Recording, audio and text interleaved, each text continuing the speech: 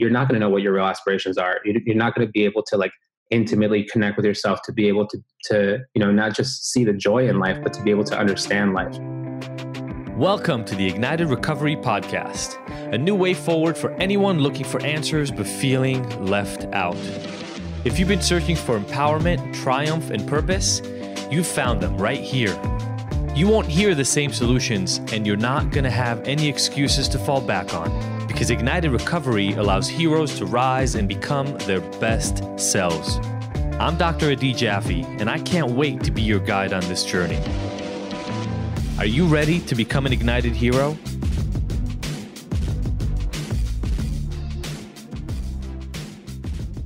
We're honored to have young Pueblo in the house today. Poetry, meditation, mindfulness, spirituality. I think that's sort of the word cloud that I see in front of my face as I talk to you. And we've had another poet on before, and I love the platform, like seeing the marriage of social media and writing and the kind of the immediacy of the communication and the contact you get to have with your fans. I have people like Ignited fans send me young Pueblo quotes. Oh, nice. Multiple times every week. And so having you on is amazing because I know our listeners are already tuned into what you do.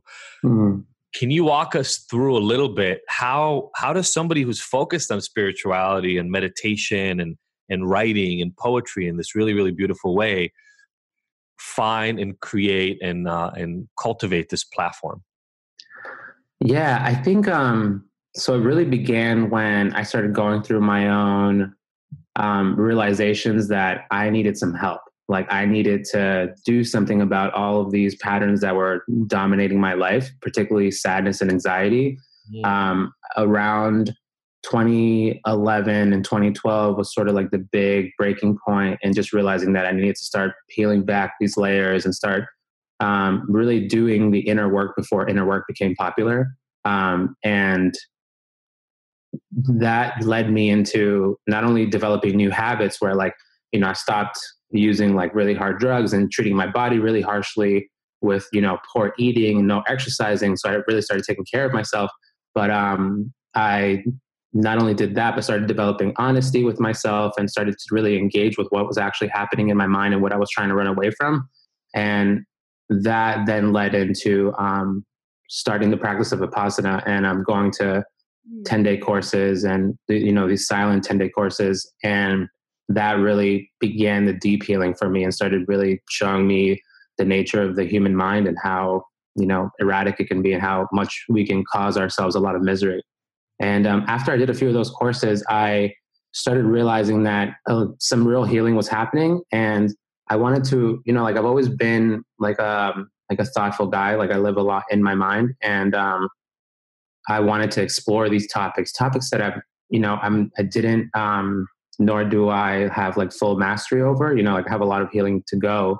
But I wanted to just explore them and see if other people were also on the same page. So I just went to, took to Instagram because a lot of people were there at the time. And what I was most excited about, especially in the beginning, was just kind of letting people know that real healing was possible, and not by directly telling them like, oh, like I healed myself, like more so just being, talking about these things in poetic manners or like more indirect ways where it feels a little more universal than just about like, this is my story, That's so cool. It reminds me of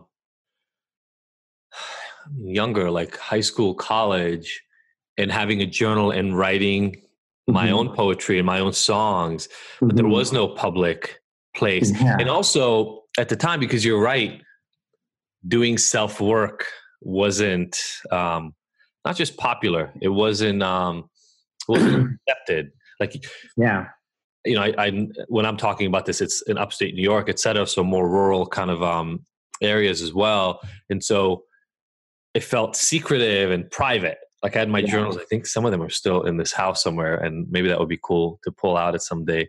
What I'm hearing is you had your own experience, and then pretty quickly into that experience started sharing publicly your own journey.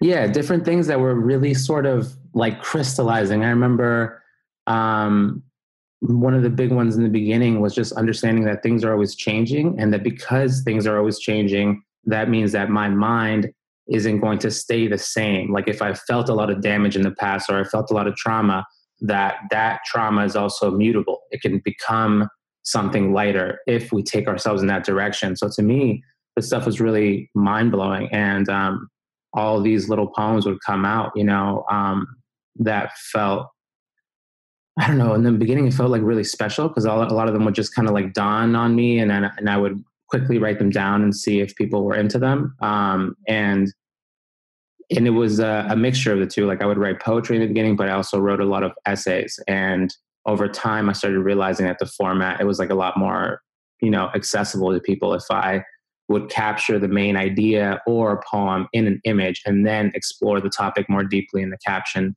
in the form of a little essay. But it took time to figure out that format, and it's been fun. I let people know, like, I don't know everything.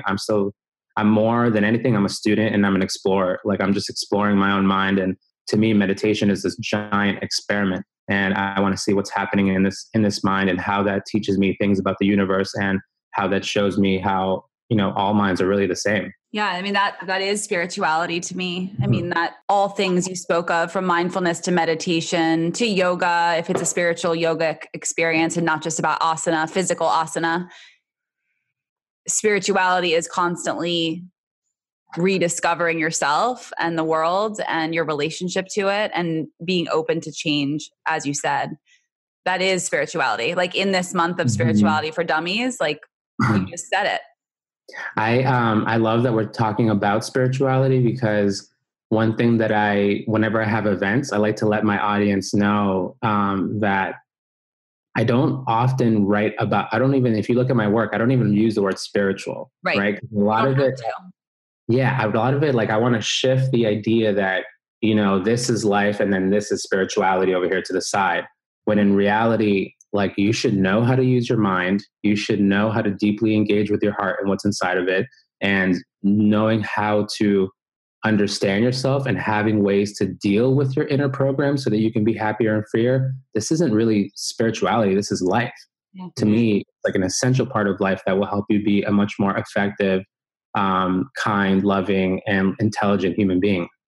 I just want to say something really quick. Yeah, I think the same way that self-care used to be considered selfish, the amount of massages, facials, yoga classes, things that I go to in a month, just for me, and I'm a mom of 3.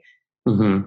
Honestly, in the 90s, that would have been really selfish. Like people in my community would be like, what does she do all the time? Like another massage? Like that seems really self-absorbed, And now it's like, that is my sanity, is that time for myself alone, where I can think and breathe and connect to, yes, that spiritual side to who I am. And self-care is part of the paving way. The more we take care of ourselves, the more we can hear our voice, the more we can connect to our intuition, the more we can connect to these bodies within us that no one else sees or feels, or, maybe they do if you're in an intimate relationship, but it's your relationship with yourself.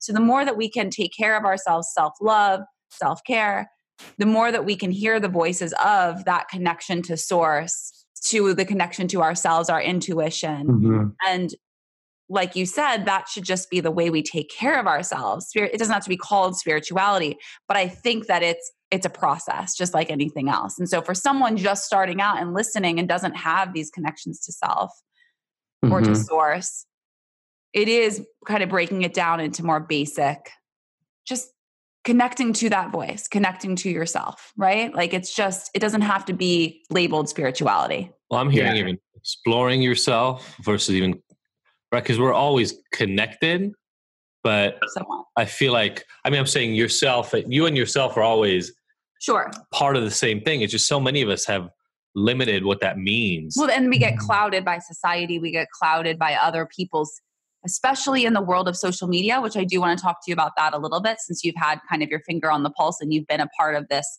wave as far as I remember. And I've been on Instagram since it started. How do we stay clear on our path when information is constantly bombarded to us and at us? You know, like how can you? Yeah. Going away for 10 days, right?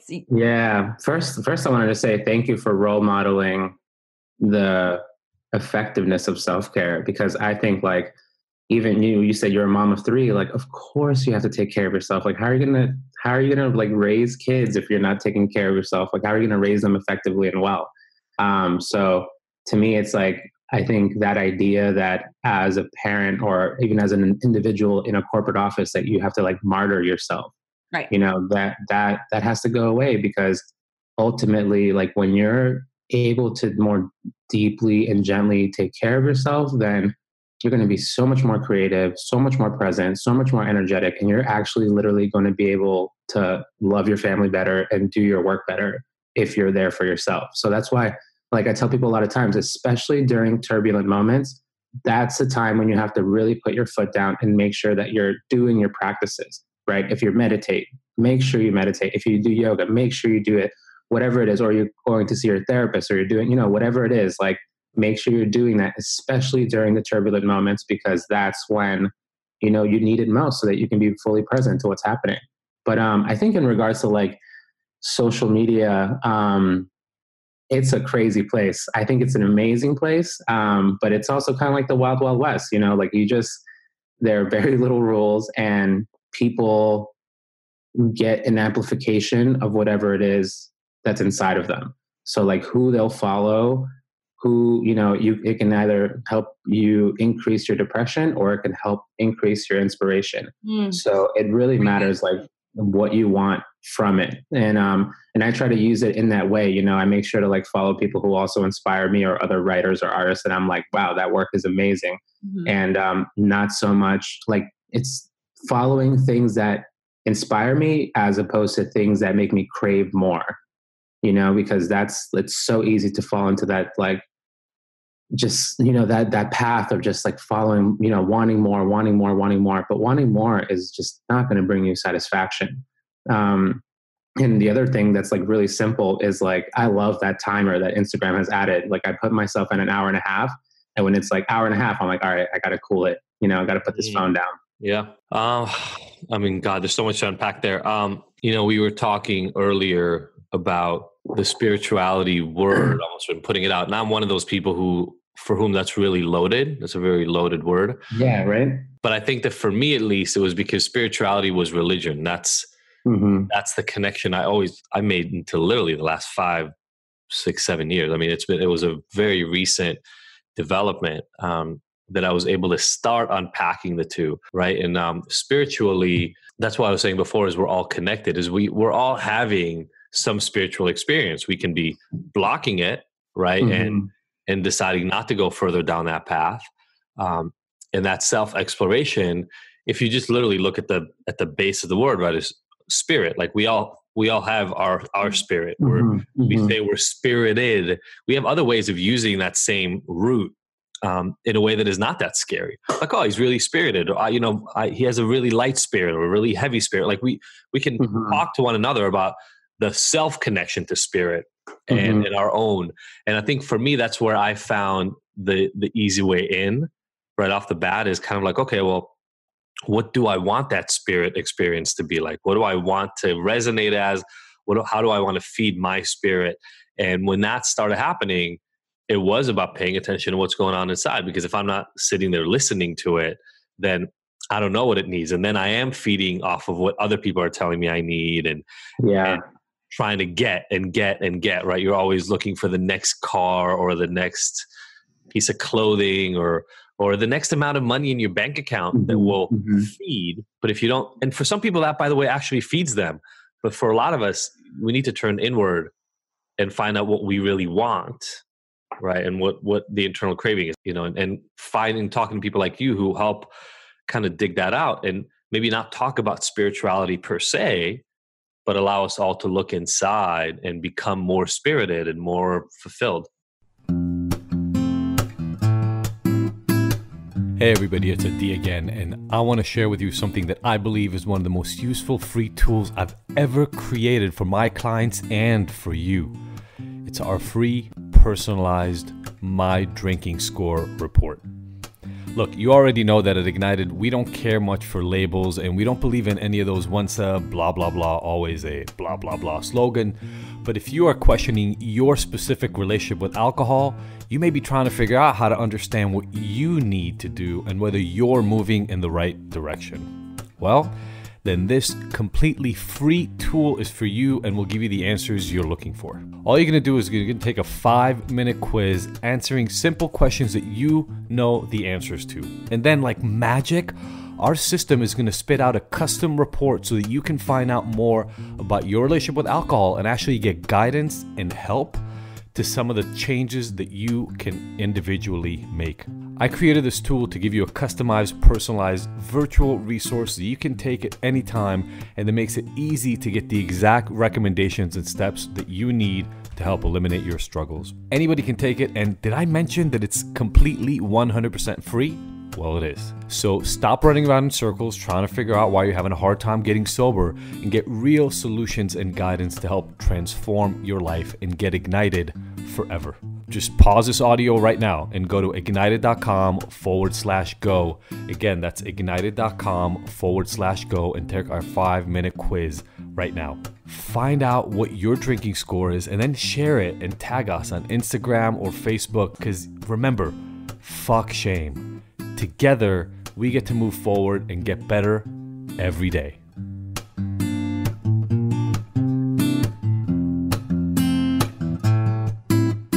Yeah, I love that because there's a lot to say, but I try to really keep my writing focused around how important and how valuable it is to decrease the density of your mind, because it's, I really don't tell people what to believe. I just say like, this is what I've found so far, like, to be true inside of me, and other people, agree or disagree or whatever it is that they do.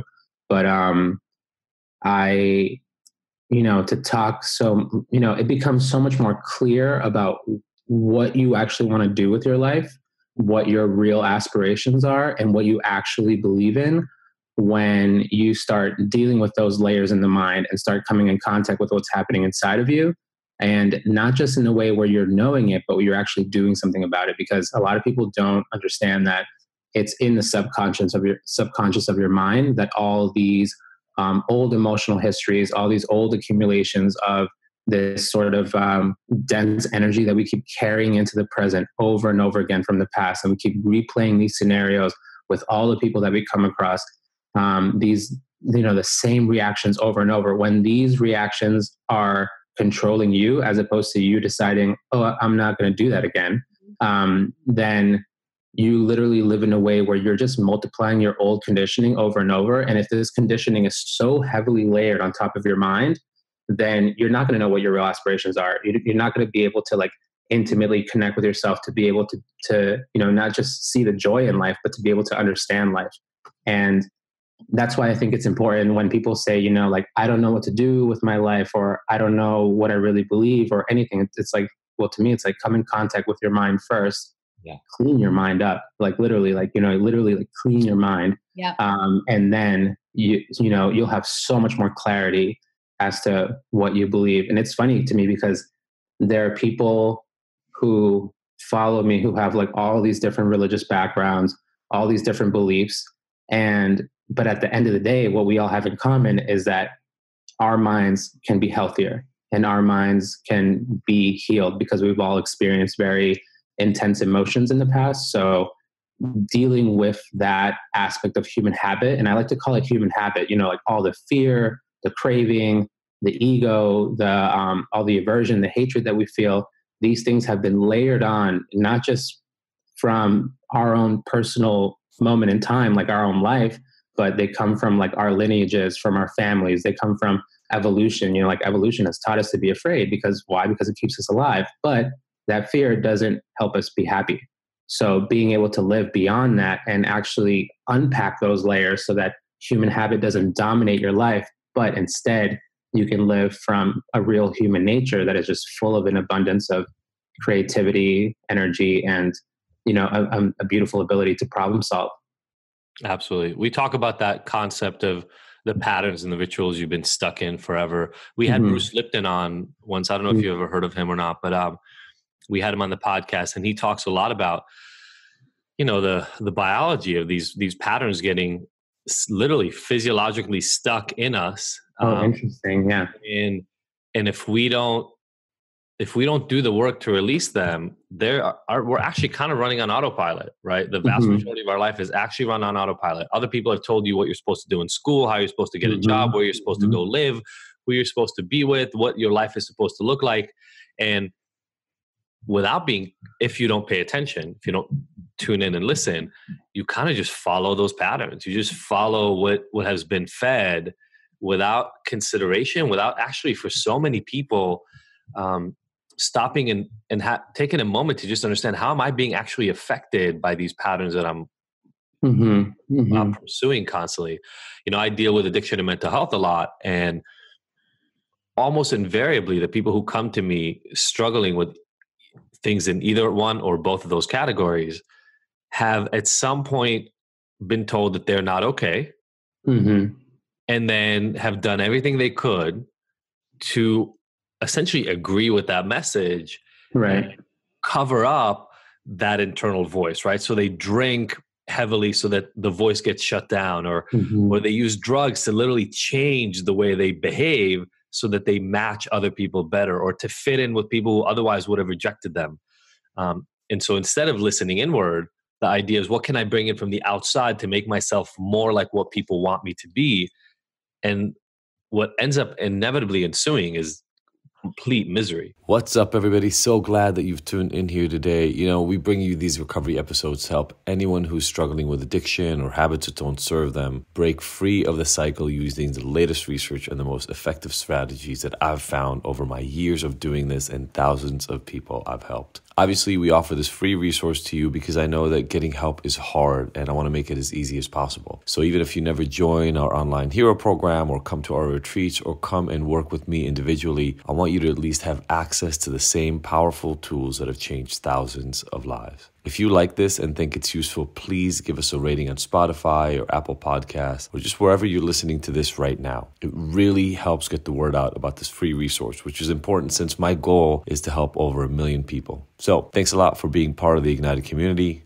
Now let's get you back to the help. I love that you brought up Bruce Lipton's work. I have to look into it more because and I've heard, I think it was Dr. Dan Siegel said something similar, that basically the way that you behave, it's the way that your like neurons they'll fire together, and that'll be reinforced over and over. But I'm not a scientist, you know, like I'm not a biologist or a physicist or anything like that. So to me, like all my experience of that, these are things that I can feel because I spend a lot of time meditating. So I can feel that when I go to a retreat and I come back, there's a lot more space in my mind and like malleability in my mind. And that and then there are moments where you're letting go and you're like meditating and your mind's very silent, calm and quiet. And you can feel like this really rapid and subtle unbinding.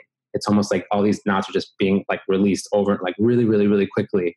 And then you leave there and you're like, oh, like I feel like my mind's lost 100 pounds. And 100%. So like understanding that there's like I know that something's happening biologically and chemically in my mind, but being privy to that work, you know, I just know that it's actually happening because I see the results in my actions in my daily life. Yeah. 100%. I lead yoga retreats. I've been teaching yoga for 10 years and now I don't have the luxury of teaching weekly or regularly, but I do workshops and one international retreat every year. And it's always my check-in. It always has been my check-in, whether I'm leading or taking a retreat. But I do, even now, even when I'm leading the retreat, I'm also taking. And this year I really allowed myself I just got back in October. I'm going through some like huge up-leveling in my life right now. We just bought our first home and congrats. Thank you. Thank you. And you know, it's our dream home and it's in LA and we never thought we would be able to have a dream home in LA. And, you know, I'm feeling insanely abundant in every area and every direction of my life. but it's like the expansion is overwhelming. And truly, like, it's like, no, I know. Yeah. growing pains. Like my older boys are 7 and 9, and they tell me all the time about their growing pains, and they can use their words to describe the way it feels for their bones to be growing. Mm-hmm.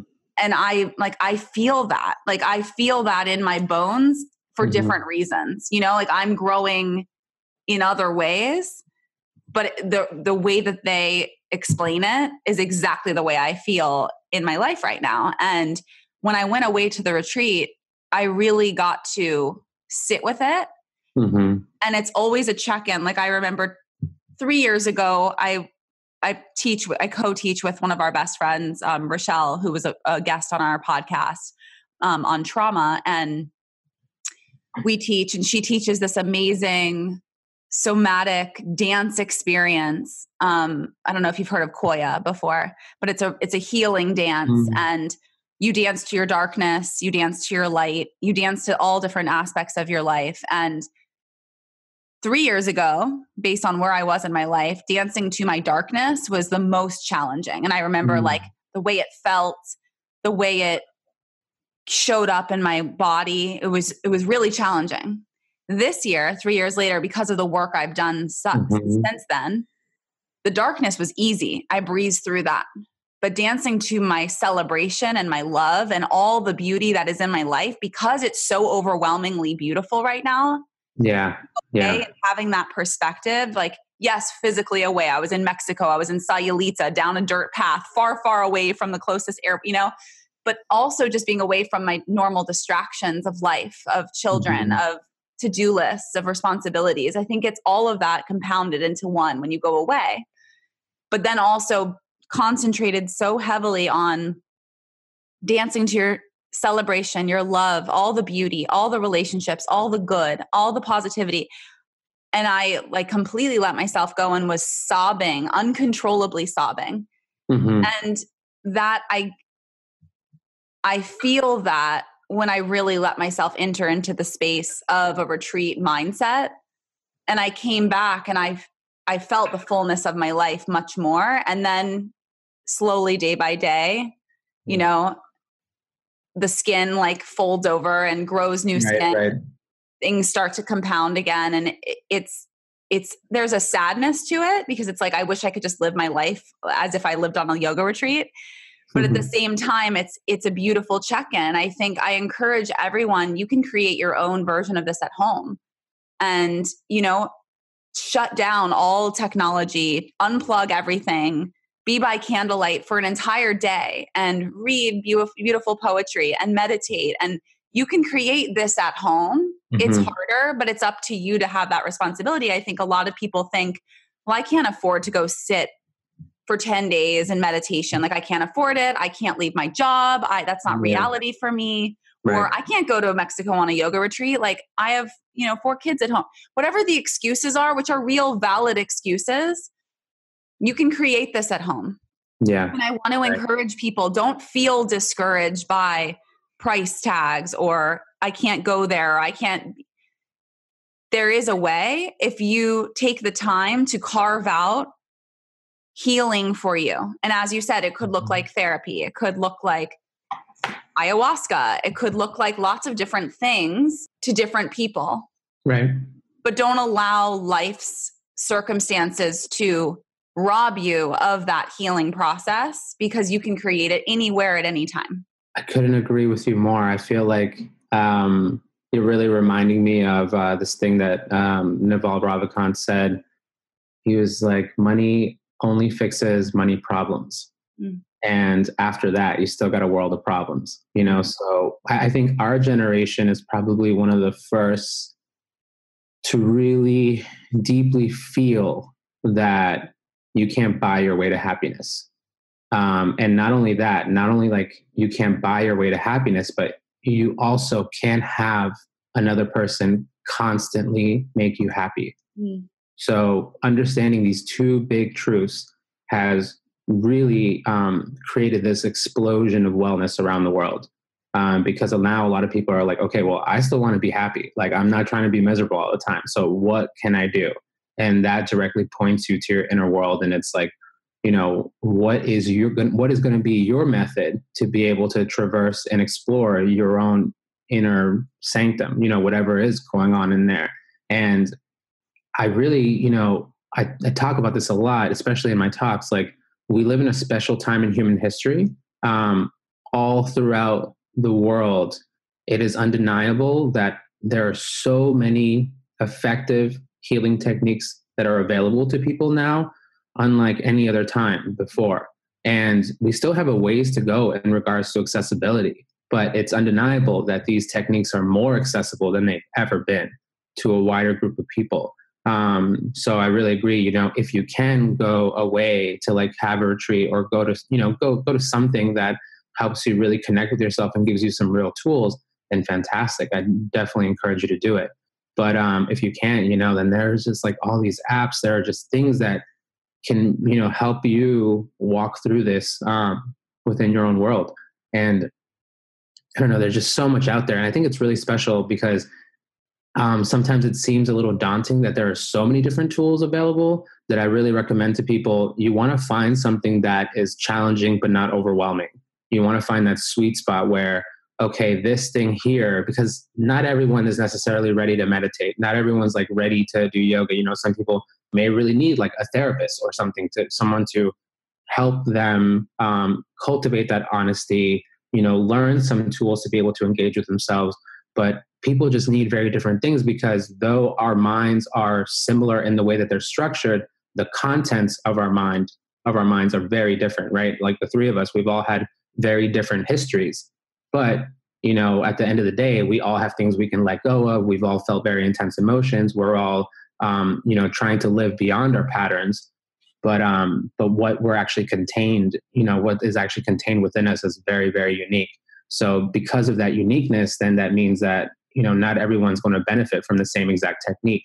And I think having respect for that and just being like, okay, this works for you, you know, that's great. I'm happy that it works for you. Because at the end of the day, like, what does it matter if we're all doing the same thing? It doesn't matter at all. I think what's most important is that you're less harmful to yourself and you're less harmful to other people. And through that basis of like individual transformation, I think we're going to really see like big shifts in like our global structure. I think more and more people are going to create a more, you know, a better world.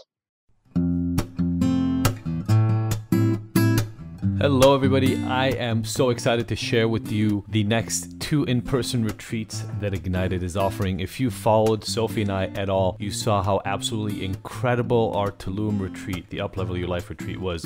Well, we've got 2 coming right down here in Southern California. The first one is the men's retreat. It's going to take place February 8th to 12th, and it's going to happen in Temecula, California, just a couple of hours away from LA and San Diego. It is going to be magical. It's the 3rd year in a row we've done this. It is pure magic. This happens right before Valentine's Day on purpose in order to help people show up as their best to what's happening for them and for their partner in their relationship. What does that mean? That means they can radically accept, they can have transparency, they can have preparation, goals, and strategy on how to transform themselves and their relationship into the next best version of them. And this year, for the first time ever, our highly anticipated women's retreat happening at the exact same time in Southern California, February 8th through 12th. So if you're in a partnership, you can come in separately to each of those retreats and have literally one of the most incredible Valentines you have ever experienced in your life. After the last 2 men's retreats, I got emails from women, from wives whose husbands went to retreat saying, I don't know what you all did over there, but I've never seen my husband like this. If you want that kind of response this year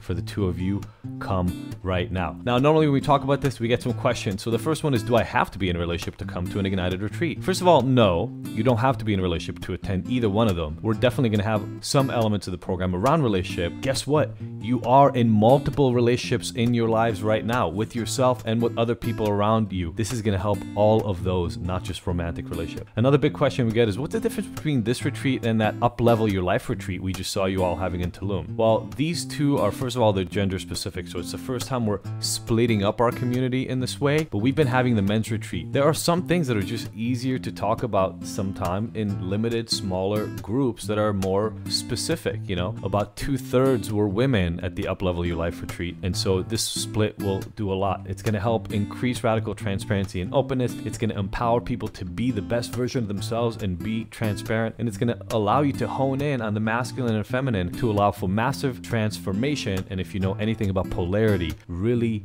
reach this Valentine's Day in maximum polarity. Plus, if you're in a relationship, you guys will get discounts for joining together. Contact us more for more details. All you got to do is go to ignited.com/events. That's igntd.com/events to learn more and save your spot. Again, we have early bird pricing and a 6-month payment plan. And if you come as a couple, you will get a further discount on both of these. Cannot wait to see you. If you had massive FOMO around Tulum, do not let that happen to you again.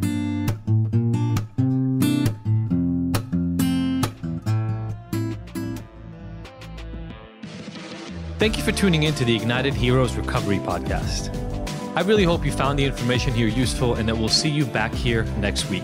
And look, I want to make sure that this podcast is the most useful it can be for you, so please let me know by emailing info@ignited.com if there are any specific topics or questions you'd like to have addressed. As usual, if you like this episode, I would love for you to leave us a 5-star review and rating. Thanks, and see you next week.